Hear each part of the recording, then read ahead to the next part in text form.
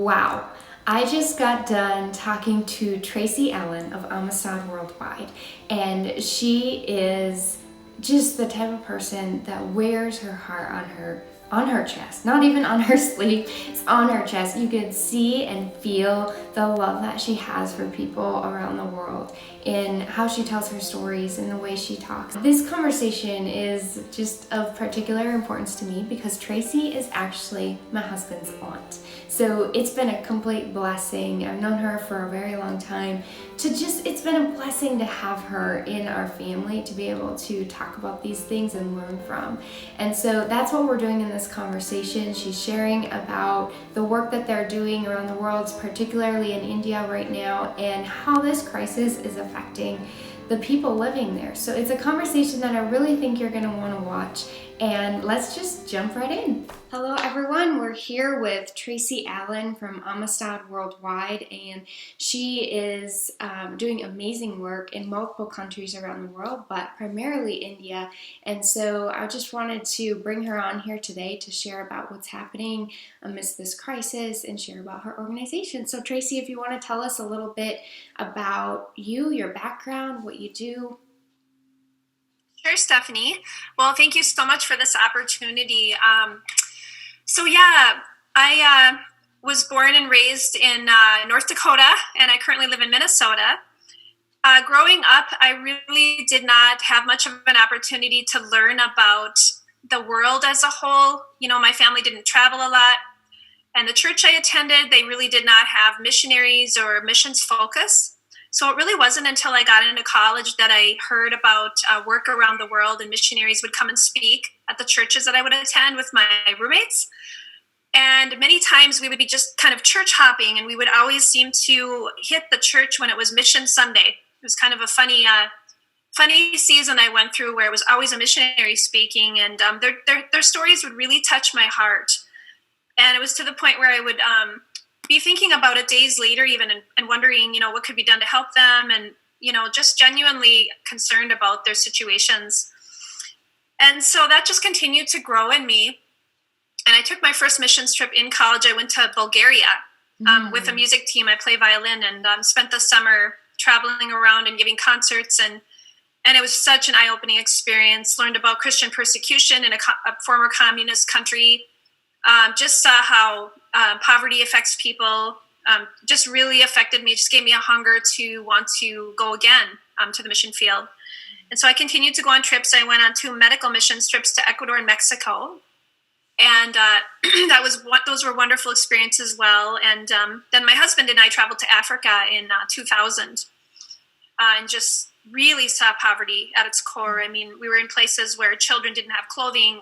There was no electricity, no running water. And churches were just newly being established in places where, people didn't even know the name of Jesus. And again, with each experience, I began to have more and more of a fuel in my heart that just would never settle down. It was like a fire that just kept getting hotter and hotter. Like I just had to be involved. I needed to do something. I wanted to do something. And so I had been working, and I'm still working as a chaplain at a nursing home in my hometown. But in 2010, sort of on the side, you could say I established a charity called Amistad Worldwide. And I had recently completed a master's thesis on human trafficking. I learned about that through my church, and how it was really affecting India, in particular, more child slaves in India than any other country. And that especially shattered my heart to hear about the suffering. And so I went on to write a thesis on that, and then I established a charity with the idea.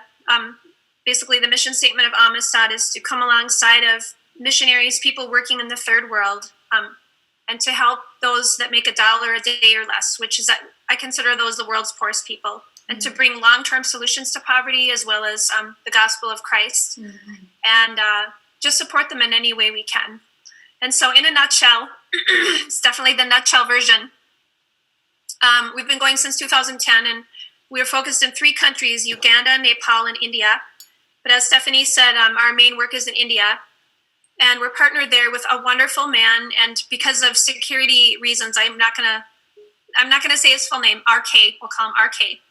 And I I would best describe him as having the heart of Mother Teresa and the ministry of the Apostle Paul. Truly an incredible individual. In the last 20 years, he has planted about 2,500 churches in the very unreached areas of India, these very remote villages where actually 80% of the population lives. People don't realize that. They think these huge cities in India is where all the people are. There's a lot of people in those cities, but there's a lot of people in India. It's going to soon be as the most populated country. So 80% are in these sprawling villages. And so that's where he goes and he preaches about the love of God. And many of these people have never heard of a loving God. They've heard of gods who punish and who have to be appeased through sacrifices and various actions that they can do on their part to earn approval. But he gives a different message, a God of love and grace and mercy, a God that can know you and that you can know him. And this is wonderful news for outcast people living in poverty. And so basically he goes and he establishes these churches and he puts pastors and young men that he's raised up in charge of these churches.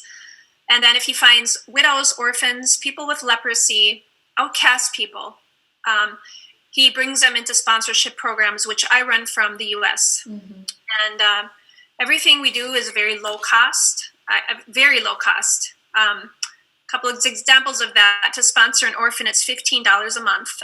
To sponsor a widow, it's $2.50 a month.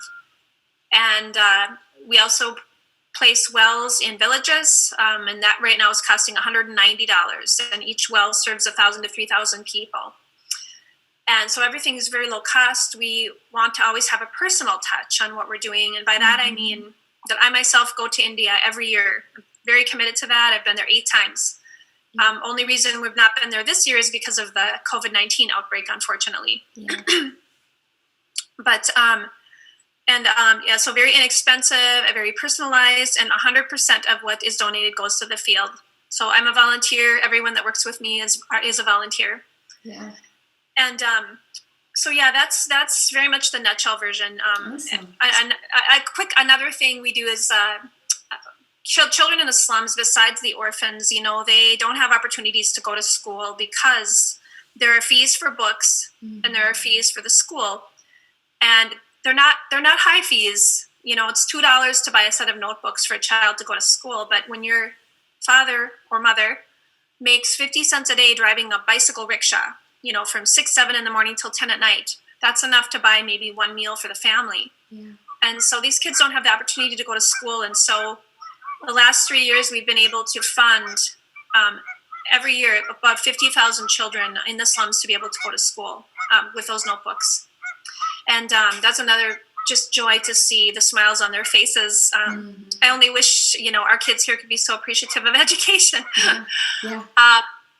So it's just been a joy to be part of this mission and see what's happening and see what one person can do to impact so many lives in a poor country. Yeah, and when you talk about the personalization of the work that you do, I mean, that's what stands out to me right now, is because I know you very well. I've watched your organization grow over the last number of years, and it truly is like, I became so enamored by what you do, because I was like, it is so cool that I know someone so close to be able to hear these real stories and literally call you up, talk to you over Thanksgiving dinner about what's going on in the organization and in India and all over in the other areas that you work. And so I think that that's what really does make your work special. And that's why I wanted to talk to you today, because I'd like to bring that same personalization back to understanding what's happening in India right now. Can you share with us, amidst this crisis, are you able to work there? What's happening? Yeah, thanks to technology, just like what we're doing right now, meeting, I can do the same with Raj in India. We don't do Zoom, but we do WhatsApp, and I talk to him regularly. Sometimes it's every day or every other day. And that's amazing, because I just see everything unfolding all the time as it's going on, the good and the bad, the hard and the easy. And right now, unfortunately, things are difficult over there. India, I think, is behind us as far as the wave of COVID cases, coming. But we're very, very concerned about India. I think the whole world is. The last report I read, I think there was 3,800 cases, but I have a feeling that's very underreported. Knowing what I know of the healthcare system and what I've seen being there, the main concerns are, well, first of all, I should briefly just explain about Hinduism for those of you that don't understand, because that really drives the Indian society in many ways. So Hinduism it's a religion, and it's a set of cultural beliefs that people are born into certain ranks of importance. So, for example, if you're in the Brahmin class, you're the upper class or caste, and that means you have education possibilities unlimited. Most of the doctors and professors and people that have come to the U.S. are of that caste. So you have lots of opportunities, lots of economic means. There's many, many castes in India. There's a lot of middle caste and upper caste. But if you're in a lower caste, meaning you're a Dalit, or you're an orphan or a widow, or you're a Christian, that means you are you are at the bottom of the rung of society as far as being valued as a human being. And the thought process behind that is they worship 333 million gods in Hinduism. And they think if you end up as a widow or an orphan, or if you're in this Dalit caste, that the gods are punishing you for something that you did in an earlier life, meaning you were reincarnated and now you're being punished. So because of that, the social responsibility, or the conscience, if you want to call it whatever, that we feel in this country to help the poor is just not there for so many people. They think if the gods are punishing them and the gods want it this way, then who are we to interfere? And so you have literally millions and millions of people left in squalor. I mean, when I say squalor, I mean their homes are, if they have a home at all, it's a little shack, maybe 2 rooms, sometimes just 1 room, with an outdoor kitchen, and they live very, very close together.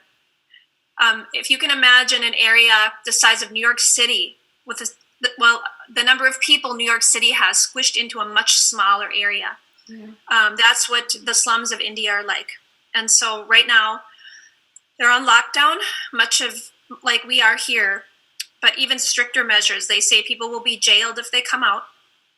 And President Modi did not give much warning about this lockdown. And so all of a sudden, all these people who are living hand to mouth, day by day, just getting 1 meal a day, are supposed to go in their homes and lock the door and not come out, or just be inside their homes.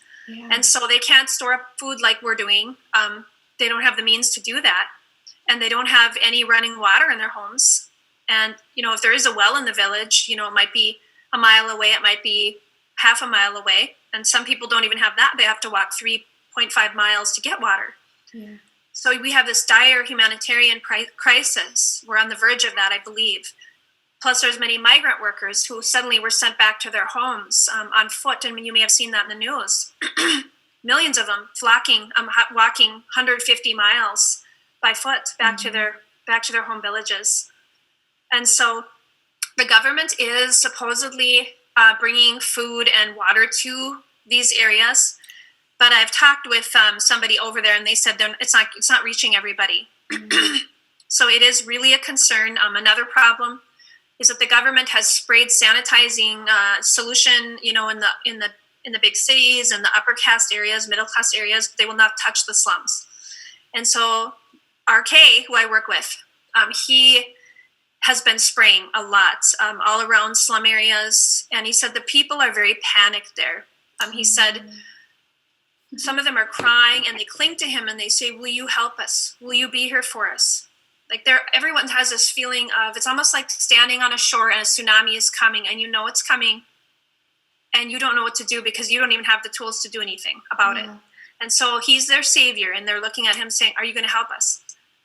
So I have sent some money.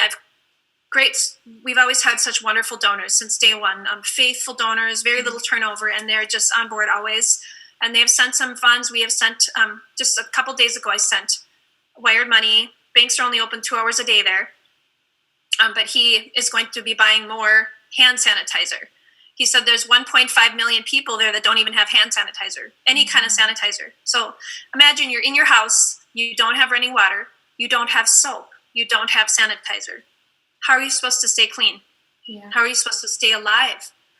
So, we think we have it bad here when we're stuck in our homes where we can go room to room, and we might feel, limited and restricted, but we need to really be considering these places like India that they have a lot of situations that are much more dire than what we have here. Right. Yeah. It's a difficult situation, and it's relative to what you're used to. And here I know there's tons of people suffering, yet there's tons of people suffering in other areas for different reasons that we don't think about: the food security, the water, the sanitation. And so it just becomes this snowball of problems. But I'd also like to highlight, because we know that God is redeeming the world, and He's here, and there's hope, and there's light, and there's so many problems that's happening right now, but also just in light of what we do with Love Light Stories, also is landing on a high note. And can you share a little bit about the window, like just a window into the faith of the people that you work with, your Amistad, or even just what you see as an outlook in all of this? I know you're so strong in your faith, and I think that, at least for me, that's what I cling to. Amen. Absolutely. I've often wondered where people go right now if they don't have their faith. I mean, there would be a lot of despair, I think. Yes, one of the things that has just put that fire in me, even more so in working with RK, is just to see his faith. He and the people he worked with have been through so much over the years, whether it be persecution as Christians, the orphan children. I mean, it's abandonment, it's abuse. They've seen parents commit suicide. The resilience that I've seen in those children and the pastors he works with. When we were there a few years ago, there were pastors that were really being persecuted. 50 churches burned down when we were there. This was maybe 3 years ago. And a Pastor Thomas that had been beaten up. They came to his little shack home that was in the outskirts of the city, beat him up and put pins in him, and he was in the hospital when we left. And yet these pastors smile. They're excited. They're honored that they get to suffer for Christ. I mean, it's a level of faith that it's hard to even comprehend, that no matter what comes, they're going to charge full ahead. I've never seen anything hinder RK in his work, and he's had some very tough things. I'm also seeing him raise up a generation of kids who are exactly like him. They're out on the streets with him every week. When I get the pictures and the videos and the stories from him, they're out on the streets feeding the homeless. They're out putting wells in. When they have the widows conferences, they're out feeding all these widows. These kids are developing the same heart that he has to just always share what they have. And another story I just want to share about RK's faith in particular. Some years ago, his son, who's now in medical school, they had school fees, of course, like they always do. And he came to his dad and he said, no, this is his biological son. Mm-hmm. He takes care of 1,000 orphans, but he has 2 biological kids as well. And this young man came to his dad and said, Dad, my school fees are due in 2 days. He said, okay, son, I'll have it for you, no problem. And he said, Dad, the teacher told us that if we don't pay our school fees, that we can't come back to school at all. He said, no problem, son, I'll have it for you. And as he's sharing this story with me, he said, Tracy, I didn't have one dime in my personal funds account at that time. The ministry account was full. He said, so I went to my board of directors and told them the situation. I said, please pray. And they had all kinds of suggestions. They said, we'll talk to Tracy. He's a child too. Maybe you can borrow from the orphan fund or, whatever. Gave suggestions. He said, no. He said, God will provide. We need to pray. Well, he told me some of them thought, you're not doing this right. This is ridiculous. There's money here. Just take for the school fee. No, he didn't want to do that. So he prayed that whole first day. Next day came, his son came again. Dad, tomorrow's the day. Yep, son, I know. I'll have the money for you. He prayed that whole day on and off. It's all the busy schedule that was happening. And that night he's sitting on his porch and he's got this long cobblestone walkway and there's 75 kids that live with him upstairs. And there's people that come and go all day long through the gate. And so he's sitting there. He has an average of 10 visitors a day. He's very well known and very well loved by people. Well, this young man comes through the gate and he recognizes him and they embrace and they're friends from a while back. And the friend says, oh, brother, it's good to see you. And he said, RK, do you remember when we were at the university together and I couldn't afford my books? do you remember how you paid for my books? And he said, oh, yeah, I remember. He said, do you remember how I promised I'd pay you back? And then he reached in and he got his rupees out of his pocket, slapped a bunch in RK's hand, and he said, this is half of what I owe you. He said, I'm going to Hyderabad to work, and when I return back through here, I'll give you the other half. And I was sitting on the porch with RK in India when he told me this story, and he literally got tears in his eyes, and he said, Tracy, do you know the amount he put in my hand was exactly what I needed for Randy's school fee? And this is one of many stories that he has shared with me of how his faith in God is just incredible. It's almost like when he prays, he sees it finished. He sees it already done. Already saw the money in his hand when he prayed. That's how much confidence he has in his Father to provide for him. And so I really feel that the hardships they face, as much as I hate seeing them go through these hard times, I see how it only strengthens and builds character that we could only hope to have here as Americans, that they are so strong that no obstacle overcomes them. They just have this overcoming faith. And so despite the difficulties right now, I just feel like no matter what happens, they're just going to continue with that, and they're going to go forward, and they're going to do the best they can, and they're going to rely on God through all of this, and just like we have to do as well. And we'll come out on the other side eventually. Yes.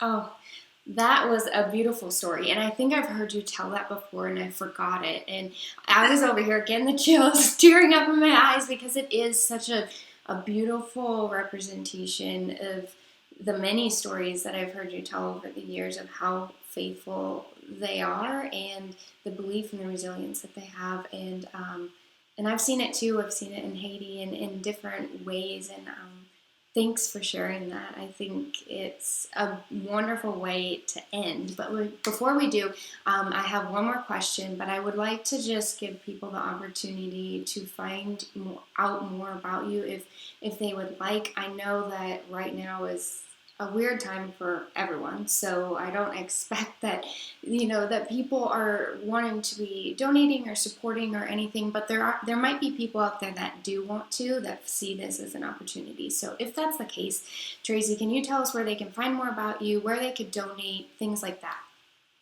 Sure.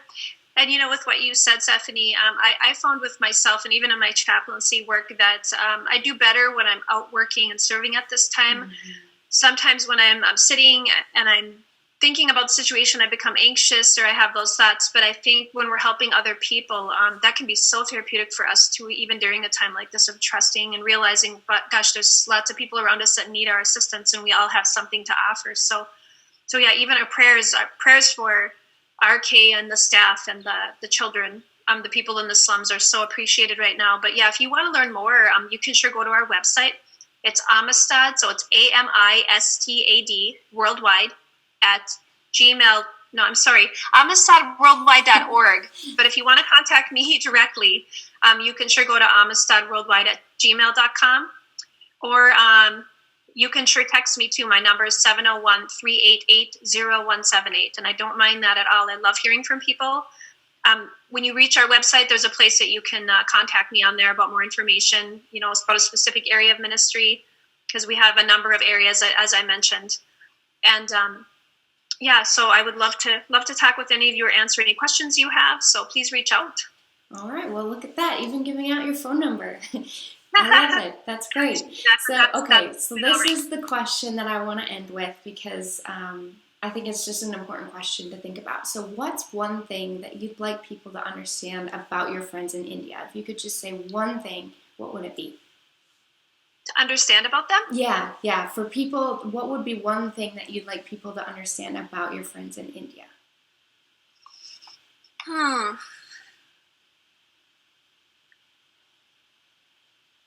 I guess, I think a lot of people sometimes they look at people across the world, whether it be in China or Haiti or any other country, and think, well, they're really different than I am, Mm-hmm. And what I've come to realize in going to India is that, yes, we have our differences, and there's cultural differences, and there's language differences, some different ways of doing things, but there's so many similarities, and we are really one universal family.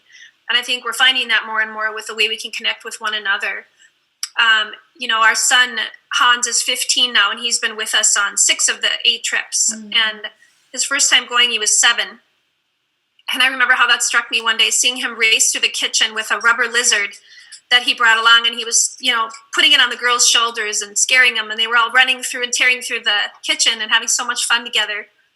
And the boys there were playing with bugs, and I thought, these kids are exactly like our kids. I mean, there's so many similarities. They laugh, they have feelings, they play, no matter where you find kids, they're going to play, and they're going to create toys if they don't have them. They're going to grab the stones, and they're going to make things out of whatever they have. And so just learning that, there's divisions, there's different religions, and there's different areas of the world, but we're all so much alike. And that if you can just imagine, even though they're on the other side of the world, like a homeless child, just picture your own child being homeless, because that's essentially what it is.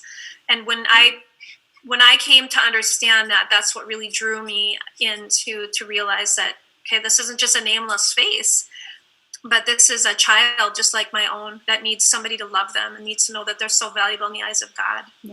Right.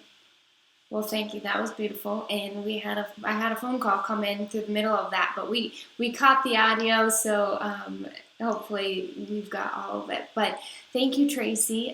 This has been a lot of fun. All right. What stood out to you in that conversation? Did it make you feel a certain way? Or was there something that was said that stuck out to you and made you think about something in your life? Maybe you want to go a little deeper with that. I invite you to share this with someone you care about, and maybe even have a conversation around it. And comment your thoughts below, because I want to have a conversation with you too. And make sure to sign up at lovelightstories.com to receive an email the next time a video drops. Until then, I'll be thinking of you, and I'll be praying for our world too.